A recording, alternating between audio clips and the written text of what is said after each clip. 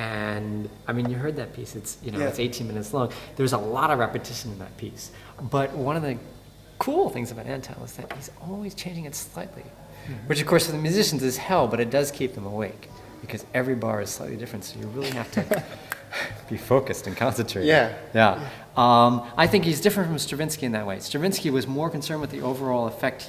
He had longer and more powerful developments. And Antheil really is concerned with that kind of physical aggression, the whole physicality of performing. Stravinsky wanted his performers to be invisible, whereas Antheil, he wanted them to be very visible. You are the performer in Antheil's music has to sweat. Yeah, exactly.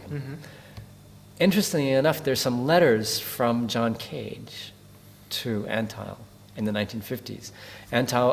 Cage wanted to start a research center for electronic music, inspired by the French ideas. Stockhouse. And so he wrote to Antheil, asking Antheil for money, which was a dumb thing because Antheil was broke. So it didn't work out. But there's a very nice letter back from Antheil saying, "I'm sorry, I don't have any money." But he had no idea who John Cage was yet. And when he died, he may have already heard of John Cage by the time he died, but by the time Antheil died, he was really entrenched in the Hollywood scene, and I think he had sort of lost touch with what was happening in new music, which is a shame. Yeah. Because I think he could have continued to evolve otherwise. So I think also it's a matter of time. I mean, most composers in their lifetime write music that's playable, and it gets played or it doesn't get played, but the stuff that gets played gets published.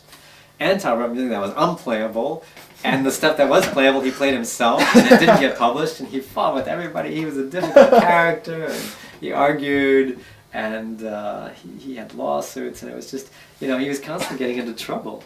He really was the bad boy, and he couldn't turn it off. He could never, say, all right, I'll make a deal with this publisher, I'll stick with them, and we'll publish 5 piano sonatas. What would happen is they'd publish 2 short pieces for children, and then he'd fight with them because he felt he wasn't getting enough royalties. And he just, he's like shot himself in the foot continuously.